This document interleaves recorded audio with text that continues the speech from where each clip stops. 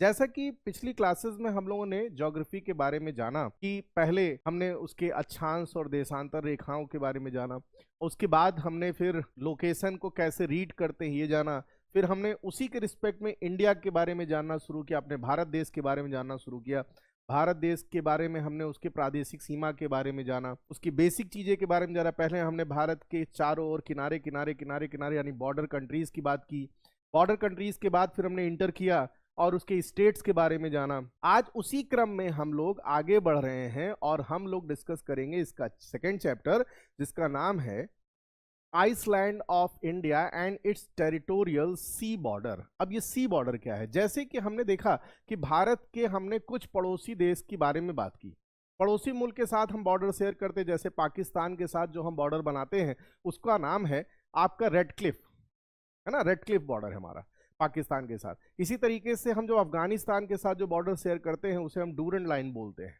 और मैंने बताया था चाइना के साथ जो हम अरुणाचल प्रदेश के साथ जो हम बॉर्डर शेयर करते हैं, अरुणाचल प्रदेश से लगा हुआ, उसे हम क्या बोलते हैं? उसे मैकमोहन लाइन बोलते हैं। म्यांमार के साथ भी हम बॉर्डर शेयर करते हैं। ऐसे ही हमारा कुछ बॉर्डर जो है ऐसी कंट्रीज से भी है जो लैंड बॉर्डर नहीं शेयर करती, वाटर बाउंड्री शेयर करती हैं। अब वाटर बाउंड्री जल में कैसे सीमा बनाई जाती है? क्या जल में हमारा कोई अधिकार है कि नहीं है? यानी समुद्र में किस देश को कैसे अधिकार मिलता है, ये कैसे तय होता है? क्या समंदर में हम कितनी दूरी तक कोई देश अपना अधिकार के दावा कर सकता है? यदि ऐसे दो देश जो पास में है और किसी जल संधि के द्वारा अलग हो रहे हैं, तो उसके बीच में जो समंदर आएगा वहां पे उत्खनन का काम या हम बात करें शोध का काम या रिसर्च के काम कैसे डिसाइड करेगा कि ये हिस्सा इस देश के हिस्से में जाएगा और ये पार्ट इस कंट्री के हिस्से में जाएगी? ये कैसे पता चलेगा? तो सबसे पहले तो आपको हम बता दें कि ना केवल हम लैंड बाउंड्री शेयर करते हैं, वैसे ही हमारे हर देश को जल में भी क्या दिया गया? अधिकार दिया गया है। कैसे दिया गया है आओ इसको समझते हैं। बहुत आराम से समझने की कोशिश करेंगे, कोई जल्दबाजी नहीं है। हम लोग कोशिश करेंगे कि पहले चीज़ों को समझ लें और उसके बाद फिर हम नोट्स तो आपको दिखाएंगे ही जो आप उसको लिख सकते हैं, लेकिन मेरा मानना है कि आप समझते भी चलिए और साथ में लिखते भी चलिए, वो ज़्यादा आपके लिए बेटर होगा। और ये बन गया हमारा प्यारा भारत। आप भी कोशिश करें कि मैप बनाने के बाद उसको फिल करने की कोशिश करें, क्योंकि ज्योग्राफी बिना मैप के होती नहीं है। आप मैप से जितनी ज़्यादा दोस्ती कर लेंगे उतना ही ज़्यादा आपके लिए समझना आसान हो जाएगा। और अब इसको हम समझने की कोशिश करते हैं। देखिए ऊपर का जो हिस्सा है वो हमारी क्या है? जल सी मतलब कि जो है हमारी स्थल सीमा है। यहाँ पे पाकिस्तान है, अफगानिस्तान है, चाइना है, नेपाल है, भूटान भूटान है आपका, फिर चाइना है, फिर ये म्यांमार है और ये बांग्लादेश है। लेकिन इसमें अगर जो हम बात करें तो इधर हमारा ये समंदर पड़ता है। अब इस समंदर की बात करें तो इधर पड़ता है हमारा अरब सागर। ये अरब सागर है, राइट। इधर पड़ता है बंगाल की खाड़ी और इसके नीचे जो पड़ता है इधर साइड, ये जो एरिया है ये आपका हिंद महासागर है। और आपको हम बात करें ये जो हमारा ये दक्षिण भारत है, इसे दक्षिण भारत का प्रायद्वीपीय भाग भी बोलते हैं। अब ये प्रायद्वीप क्या होता है? प्रायद्वीप इंग्लिश में इसे पेनिनसुला बोलते हैं। जमीन का वो हिस्सा जो तीन तरफ से समुद्र या पानी से घिरा होता है उसे प्रायद्वीप या फिर पेनिनसुला बोलते हैं। तो कभी कभी आपको वहां पे बोलेगा कि भारतीय प्रायद्वीप, भारतीय इंडियन पेनिनसुलर जो पार्ट है। तो पेनिनसुला क्या है कि आपको जो हम बताएंगे कि भारत का जब निर्माण जैसे हुआ था, जब हिमालय हम पढ़ेंगे तब आप इसके बारे में बताएंगे कि एक्चुअल भारत जो है वो ऊपर का नहीं है। एक्चुअल भारत हमारा ये इतना हिस्सा है नीचे वाला, यही हमारा प्राचीन भारत है जो कभी अफ्रीका से लगा हुआ था और धीमे धीमे काल क्रम में टेक्टोनिक प्लेटों के वजह से ये वहां से टूटा, अलग हुआ और इधर नॉर्थ ईस्ट साइड बढ़ते बढ़ते इधर यूरेशियन जो हमारी प्लेट है वहां से टकराया और टकराने के बाद ये भारत का निर्माण हुआ और टकराने की वजह से यहाँ पे आपके हिमालय का निर्माण होता है। जब हम इसके बाद हिमालय पढ़ेंगे तो बहुत डिटेल में जानेंगे कि किस तरीके से बना। अभी तो हम ये जानने वाले हैं कि कैसे जल में, कैसे पानी में या समंदर में किसी भी देश को अधिकार दिया जाता है। तो आपको हम बता दें कि 1982 में एक समझौता हुआ जिसका नाम है अनक्लोज। अनक्लोज 1982, इसका फुल फॉर्म अगर जो बात करें तो फुल फॉर्म है United Nation Convention law of sea. मतलब यूनाइटेड नेशन के द्वारा एक कन्वेंशन हुई जिसपे लॉ बनाया गया कि समुद्र में किसी भी सीमा को कैसे भी निर्धारित किया जाए या किसी भी देश का समुद्र में क्या अधिकार होगा। तो इसके लिए बताया गया कि 1982 में जो अनक्लोज हुआ वो कहता है कि किसी भी देश की आधार रेखा, अब आधार रेखा क्या होता है, देखो क्या है कि ये जो भारत है इसकी इमेज अगर जो देखें तो ये ऐसा तब दिखेगा जब बहुत दूर से देखा जाए, सैटेलाइट इमेज ली जाए। पर अगर जो नजदीक से जूम जूम करके देखेंगे तो इतना हिस्सा जो है, ये जो भारत है, ये जो नीचे वाला भारत है, ये आपकी लाइन कुछ इस तरीके से कटी फिटी मिलेगी, ऐसे जिगजैग फॉर्म में। अब अगर जो ये लाइन जिगजैग फॉर्म में कभी अंदर है कभी बाहर है, कभी अंदर कभी बाहर, इस तरीके से दिखेगा, तो हम कैसे तय करेंगे कि किस पॉइंट से कितनी दूरी तक समंदर में किसी देश का अधिकार होता है। तो कहा जाता है कि किसी भी देश की जो रेखा है, जो आपकी बाउंड्री है, उसको मिलाने वाली जो एक रेखा होगी जो सीधे इनको मिलाएगी, जो इसके उभरे हुए बाहरी हिस्से को जो मिलाती हुई रेखा होगी, इसी को बोलते हैं आधार रेखा। क्या बोलते हैं? आधार रेखा, base line of the country. किसी भी देश की आधार रेखा से 12 नॉटिकल माइल, कहां तक? 12 नॉटिकल माइल तक,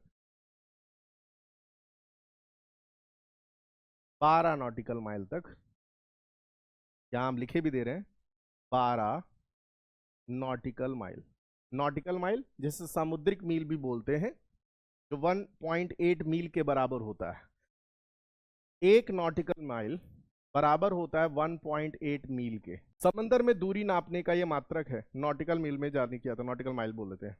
तो 1.8 मील के बराबर होता है। तो 12 नॉटिकल माइल तक जो है आपका टेरिटोरियल सी कहलाता है, या प्रादेशिक, इसकी हम बोलते हैं, क्या बोलते हैं इसको? हम हिंदी में बोलते हैं प्रादेशिक समुद्री सीमा। हिंदी में क्या बोलते हैं? प्रादेशिक समुद्री सीमा बोलते हैं, और इंग्लिश में इसे टेरिटोरियल सी बोलते हैं। हम कलर चेंज कर लेते हैं जिससे आपको कंफ्यूजन ना हो। तो 12 नॉटिकल माइल तक जो है आपका क्या कहलाता है? टेरिटोरियल सी कहलाता है। हम साइड में भी बना देंगे 12 नॉटिकल माइल।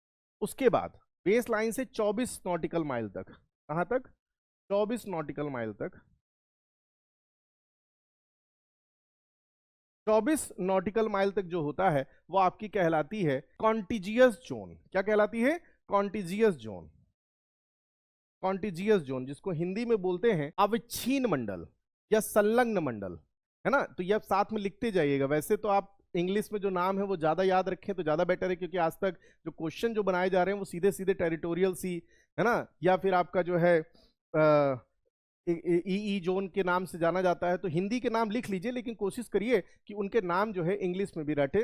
तो हमारा जो पहला है वो क्या है? टेरिटोरियल सी है, दूसरा कॉन्टेजियस जोन है, और दूसरा बाद बेस लाइन से 200 नॉटिकल माइल तक। कहां तक? 200 नॉटिकल माइल तक आपका ई जोन होता है। ई जोन, ई जोन अनन्य आर्थिक क्षेत्र। क्या कहलाता है? अनन्य आर्थिक क्षेत्र हिंदी में कहलाता है। आपका इकोनॉमिक जोन कहलाता है, एक्स्ट्रा इकोनॉमिकल जोन भी कहलाता है ये आपका। तो ये अनन्य आर्थिक क्षेत्र के नाम से जाना जाता है। तो ये आपका हो गया क्या? ये हो गया टेरिटोरियल सी, ये आपका होता है कॉन्टेजियस जोन, और ये कहलाता है ई जोन। यानी कि किसी भी आधार रेखा से 12 नॉटिकल माइल तक, कहां तक? आधार रेखा से जो 12 नॉटिकल माइल तक होता है उसको हम लोग जानते हैं टेरिटोरियल सी के नाम से। आधार रेखा से 24 नॉटिकल माइल दूर तक चले जाएं तो वो कहलाता है कॉन्टेजियस जोन, और आधार रेखा से 200 नॉटिकल माइल तक आपका कहलाता है ई जोन कहलाता है। ठीक है, अब ये होता क्या है? तो किसी भी देश को उसके समंदर में 12 नॉटिकल माइल तक, जहां हम बोलते हैं क्या? टेरिटोरियल सी बोलते हैं, इसका मतलब होता है उस देश को इतने क्षेत्र पे पूरा अधिकार होता है। वहां टैक्स लगाने का, वहां की साफ सफाई का ध्यान रखना, वहां की टूरिज्म को देखना, ये सारी चीजों पे पूरा अधिकार उस देश का होता है। 24 नॉटिकल माइल की बात करें, जिसे हम कॉन्टेजियस जोन बोलते हैं, इसमें भी उसको पूरा अधिकार होता है, पर वहां पे टैक्स वगैरह नहीं लगाता है, वहां पे भी वो उसकी सीमा कहलाती है। और रही बात 200 नॉटिकल माइल तक, तो यहां तक कोई भी देश को छूट होती है कि वो किसी भी तरीके की शोध कर सकता है ना, वैज्ञानिक अनुसंधान कर सकता है, और साथ ही साथ जो समंदर में मिनरल्स हैं, आपको पता होना चाहिए कि जो मिनरल्स की बात करें तो किसी भी देश की असली संपदा यदि देखा जाए तो मुख्य भूमि से ज्यादा समुद्र में होती है। समंदर बहुत ही रिच है। अगर जो किसी भी देश की देखा जाए तो इकोनॉमी में बहुत बड़ा पार्ट अपार्ट करता है। जैसे हम तेल की बात करें तो तेल में अभी हम आगे जो पढ़ाएंगे मिनरल्स में, तो तेल के लिए यहाँ पे आपको मुंबई हाइक पड़ता है, वहां से तेल निकाला जाता है। और भी बहुत सारी चीजें हैं जो हमारे समंदर से चीजें निकाली जाती हैं, रिसर्च वगैरह में भी हमारी जरूरत पड़ती है। तो किसी भी देश को उसके समंदर में अधिकार देने के लिए अनक्लोज 1982 साइन हुआ, जो कहता है कि किसी भी देश की आधार रेखा से 12 नॉटिकल माइल तक उस देश को पूर्ण अधिकार होता है, और उसको टेरिटोरियल जोन के नाम से जानते हैं, टेरिटोरियल सी, जहां पे उसको पूर्ण अधिकार होता है। उसके बाद 24 नॉटिकल माइल तक उसको साफ सफाई और इस तरीके से अधिकार दिया जाता है, और आधार रेखा से 200 नॉटिकल माइल तक आपको किसी भी तरीके का अनुसंधान करने का उस देश का अधिकार होता है। और उसके बाद का जो होता है वो इंटरनेशनल सी जोन में आ जाता है। उसके बाद का जो सी होता है उस पर किसी भी देश की बात करें तो अधिकार नहीं रहता, वो सभी का हो जाता है, वो इंटरनेशनल सी कहलाता है। ठीक है, तो अब इसी क्षेत्र की बात करें तो इस तरीके से हमने देखा, तो हमें याद आता है कि सर यहाँ पे एक देश पड़ता है श्रीलंका। पहले तो आप कोशिश करें कि आप इसकी जो है इमेज स्क्रीनशॉट ले लें और इसको अपनी कॉपी में जरूर बनाएं, है ना। हाँ, इसका नाम हम लिखे दे रहे हैं, इसका नाम है पहले वाले का टेरिटोरियल सी, इसका नाम है टेरिटोरियल सी, और इसका नाम है आपका कॉन्टेजियस जोन, और ये आपका कहलाता है ईई जोन। अभी इसके बारे में पूरी डिटेल में आपको नोट्स मिलेंगे। और इसकी बात करें कि अगर जो कोई दो देश है, मान लीजिए यहाँ पे एक ये भारत आ गया, ये हमारा भारत है, और यहाँ पे लगा हुआ है श्रीलंका, ठीक दिख रहा है।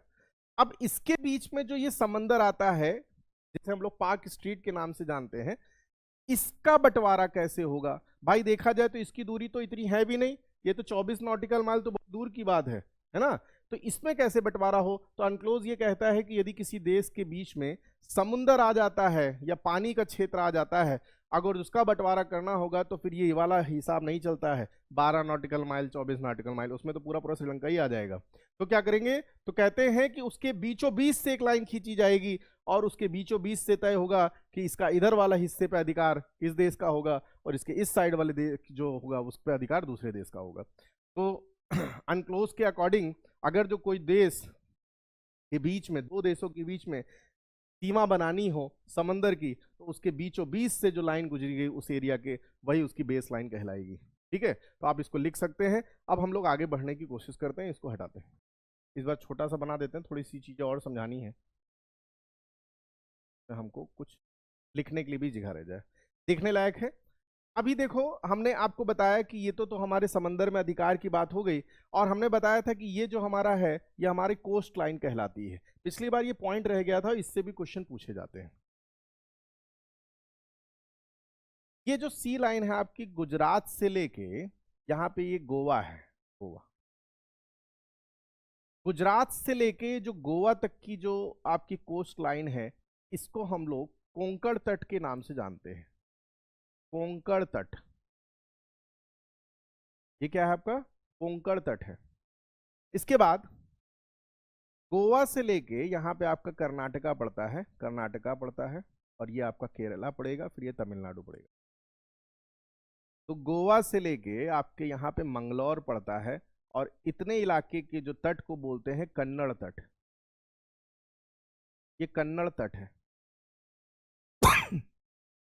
और उसके बाद ये मंगलौर से लेके यहाँ पे ये जो तमिल, ये कन्याकुमारी है,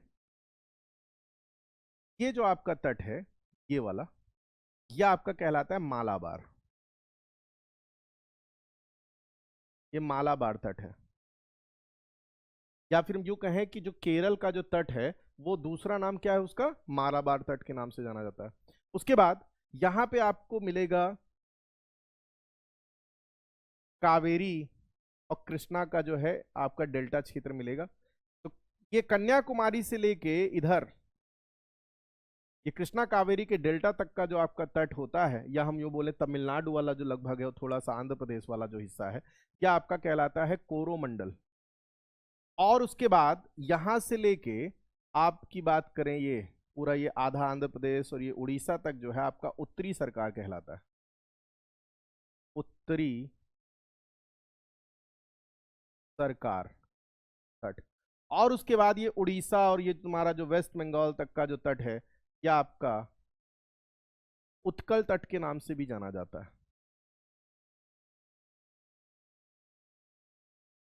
उत्कल तट। तो हम क्या बोलेंगे कि ये जो आपका है गुजरात से लेकर गोवा तक आपका कोंकण तट कहलाता है, आपके गोवा से लेके कर्नाटक के मंगलौर तक की बात करें तो वो आपका कन्नड़ तट कहलाएगा। ये मंगलौर से लेके कन्याकुमारी तक जाएंगे तो आपका कहलाएगा मालाबार तट। इधर आ जाएं, उसी कन्याकुमारी से इस साइड, यानी कि हम बोलेंगे हमारा ये ईस्टर्न घाट है, ये वेस्टर्न घाट है और ईस्टर्न घाट है। ईस्टर्न घाट में जाए तो कन्याकुमारी से लेके आपकी जो है कृष्णा कावेरी के डेल्टा तक की बात करें तो उसके को बोलते हैं कोरोमंडल। और ये दो नाम तो मोस्ट इंपॉर्टेंट, इनको आप याद रखिएगा कि केरल का जो तट का दूसरा नाम मालाबार तट है और तमिलनाडु के तट को हम लोग बोलते हैं कोरोमंडल तट। ठीक है, इसके ऊपर जाएंगे तो ये हमारा यहां से कृष्णा कावेरी के जो डेल्टा से लेके ऊपर अगर जो हम बात करें तो ये हमारा उत्तरी सरकार कहलाता है, और इधर जो है उसके ऊपर जाएंगे तो ये उत्कल तट के नाम से जाना जाता है। तो ये तट के हमारे नाम हैं। ये पिछली बार रह गया था, इसको उसी समय बता देना चाहिए, लेकिन जब हमने बात की तो हमें याद आया कि ये भी होना चाहिए, तो आप इसको भी लिख लें। अब हम बात करने जा रहे हैं कि भारत के कितने द्वीप समूह हैं, यानी उसके पास भारत के इसमें कौन कौन से जो द्वीप आते हैं। द्वीप क्या होता है? एक ऐसा भूभाग जो चारों तरफ से पानी से घिरा हो, उसे हम द्वीप बोलते हैं। और जब वो बहुत बड़ा हिस्सा हो जाता है तो उसे हम महाद्वीप बोलते हैं। जैसे भारत की बात करें तो भारत किस महाद्वीप पे है? वो एशिया महाद्वीप पे है।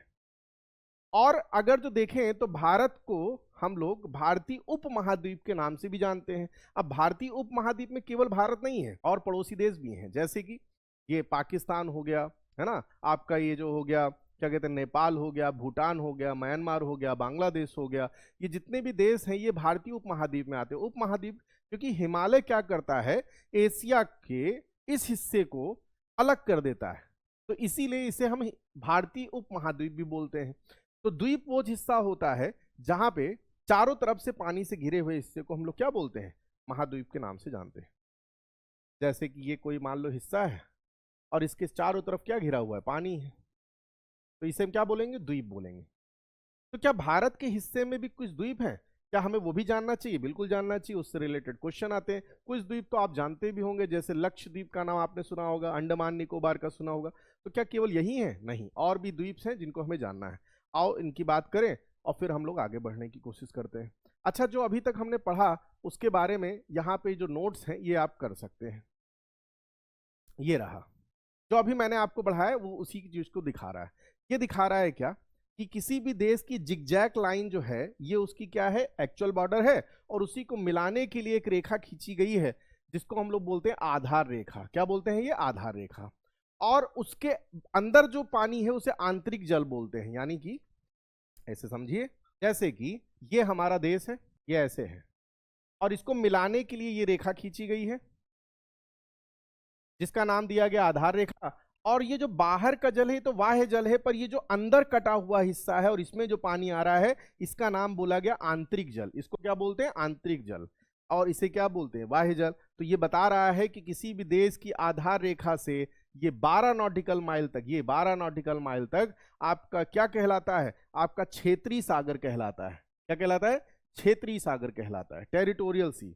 उसके बाद आधार रेखा से 24 नॉटिकल माइल तक आपकी क्या कहलाती है? आपकी समीप स्थल, या फिर हम बोले कॉन्टेजियस जोन बोलते हैं। और आधार रेखा से आपके 200 नॉटिकल माइल तक आपकी क्या है? अनन्य आर्थिक मंडल कहलाता है। हिंदी में अनन्य आर्थिक मंडल और इंग्लिश में ई जोन के नाम से जाना जाता है। और यही चीज आपकी इसमें दिखा हुआ है, और ये पढ़ के देखते हैं। कह रहा अंथा स्थल से सागर की ओर निकले हुए भागों को मिलाने वाली सीधी रेखा आधार रेखा है। अंता स्थल से बाहर निकले हुए रेखा को, जो आधार उसको मिलाने वाली रेखा को क्या बोलते हैं? आधार रेखा। जैसा मैंने बताया, किसी भी देश के प्रादेशिक जल के क्षेत्र को क्षेत्रीय सागर कहा जाता है। बिल्कुल, यानी कि इस एरिया में जो भी आपका क्षेत्र है उसे हम क्या बोलेंगे? इसे हम बोलेंगे क्षेत्रीय सागर बोलते हैं। क्षेत्रीय सागर को इंग्लिश में टेरिटोरियल सी बोलते हैं। और कह रहा है कि आधार रेखा से सागर की ओर 12 नॉटिकल माइल तक ये दूरी होती है।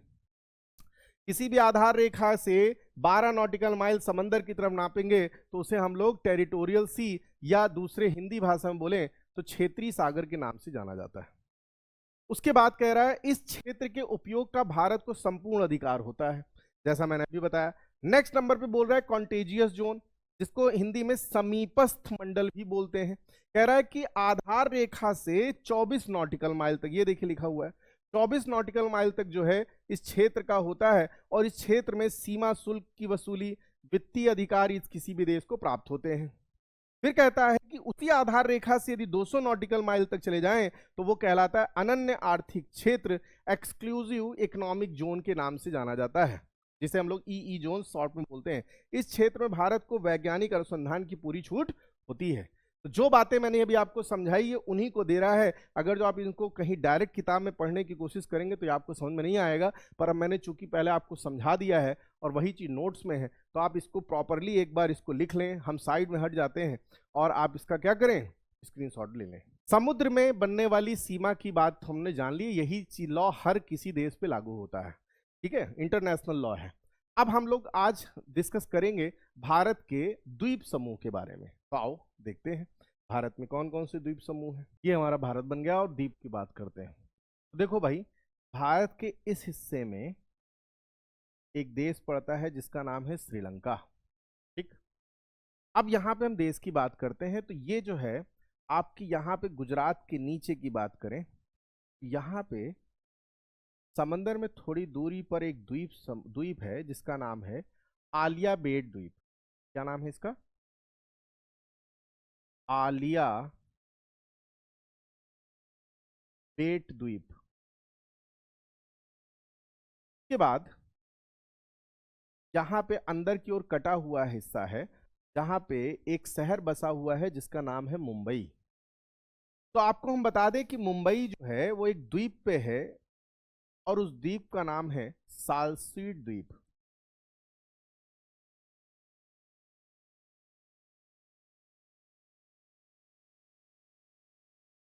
सालसीट द्वीप पे आपका कौन सा शहर बसा हुआ है? मुंबई। ये आपसे क्वेश्चन पूछ सकता है।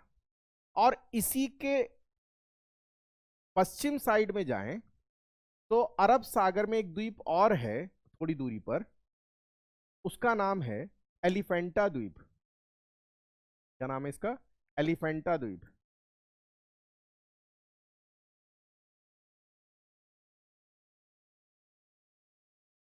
ये एलिफेंटा द्वीप। फिर आपको तो पता है यहाँ पे हमारे कुछ द्वीप समूह हैं जिसे हम लोग लक्षद्वीप के नाम से जानते हैं, और इधर हमारा जो है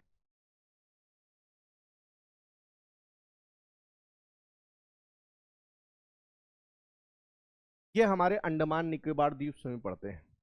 अब आपको हम बताएं कि लक्षद्वीप जो है प्रवाल भित्तियों से बना हुआ है, मूंगा की चट्टानों से। प्रवाल भित्ति क्या होते हैं? तो प्रवाल भित्ति आपको हम बताएं कि आपने अगर जो वो मूवी देखी होगी जिंदगी ना मिलेगी दोबारा, तो उसमें कुछ लोग जो है ना उसमें दिखाते हैं समंदर के अंदर वो स्कूबा डाइविंग करते हैं। तो समंदर में आपने देखा होगा कि कई रंग बिरंगे पत्थर दिखाई देते हैं छिछले सागर में। तो जो रंग बिरंगे पत्थर हैं वो क्या है? वो मूंगा की चट्टाने हैं। मूंगा एक जीव होता है जो थिथले सागर में जमीन से चिपक जाता है जहां पे सूरज की रोशनी भी आए, जैसे मान लीजिए ये मूंगा है। और ये क्या करता है? कैल्शियम की तरल पदार्थ छोड़ता है जो इसके ऊपर एक कवच का आवरण बना लेती है, और ये वहीं पे रह के अपना जीवन पूरा कर देता है और मर जाता है। और मरने के बाद ये लेयर जो है मजबूत हो जाती है, अगले मूंगा फिर इस पे जमा हो जाते हैं, और जमा होने के बाद सेम चीज वो भी क्या करते हैं? एक आवरण छोड़ देते हैं, और ऐसे ही ये धीमे धीमे चट्टानें ऊपर आ जाती हैं, और इन्हीं चट्टानों से ही ये इतने सख्त होते हैं कि एक पूरा का पूरा लैंड तैयार हो जाता है। तो जो पूरा लक्षद्वीप है हमारा, ये किससे बना हुआ है? प्रवाल भित्तियों से बना हुआ है। आपसे क्वेश्चन पूछ सकता है कि भारत का वो कौन सा द्वीप है जो प्रवाल भित्तियों से बना है? तो प्रवाल भित्ति जिसे मूंगा की चट्टानें बोलते हैं, कोरल रीफ इंग्लिश में बोलते हैं, वो आपका लक्षद्वीप इसी से बना हुआ है। आपको पता होगा ग्रेट बैरियर रीफ का नाम सुना है। अगर जो ग्रेट बैरियर रीफ का नाम सुना है तो वो भी आपकी प्रवाल भित्ति से बना हुआ है, और ये विश्व की सबसे बड़ी मूंगा की चट्टानों से बना हुआ ये ग्रेट बैरियर रीफ कहा जाता है। हालांकि भी नए शोध तो बताते हैं कि एक और रीफ मिली है जो आपके अमेरिका में पाई गई है, कैलिफोर्निया के पास में, पर अभी वो हमारे क्वेश्चन के पॉइंट ऑफ व्यू से नहीं है। अगर जो कोई पूछता है ग्रेट बैरियर रीफ तो कहाँ है, तो आपने सुना होगा कि ऑस्ट्रेलिया आपकी जो पड़ता है साउथ में, है ना, साउथ हेमिस्फीयर में ऑस्ट्रेलिया पड़ता है। तो ऑस्ट्रेलिया के जो हम बात करें पश्चिमी साइड में एक वॉल बनी हुई है, एक मतलब मूंगा चट्टान की पूरी लंबी सी वो पूरी श्रृंखला है जिसे हम लोग ग्रेट बैरियर रीफ के नाम से जानते हैं। तो आपको हम बता दें वो भी मूंगा चट्टान से ही बनी हुई है, और ये क्वेश्चन पूछा जा चुका है। तो हमारा लक्षद्वीप जो है वो किससे बना है? मूंगा की चट्टानों से बना हुआ है। यहाँ पे लिखे दे रहे हैं हम मूंगा की चट्टान। लक्षद्वीप का जो सबसे बड़ा द्वीप है उसका नाम है एंड्रोथ द्वीप। एंड्रोथ द्वीप इसका सबसे जो बड़ा द्वीप है वो क्या है? एंड्रोथ द्वीप है। और इसका जो दक्षिणी द्वीप का नाम है उसका नाम है मिनिकॉय। साउथ में इसका जो है वो एक द्वीप है जिसका नाम है मिनिकॉय। तो मैंने अभी बताया कि ये हमारा लक्षद्वीप है। लक्षद्वीप जो है हमारा प्रवाल भित्तियों से बना है। लक्षद्वीप का सबसे बड़ा द्वीप जो है एंड्रोथ द्वीप है। उसके दक्षिण में जो द्वीप है उसका नाम है मिनिकॉय। फिर इधर आ जाते हैं श्रीलंका और भारत के बीच में जो चैनल पड़ता है उसे हम बोलते हैं पाक स्ट्रेट, पाक जल संधि।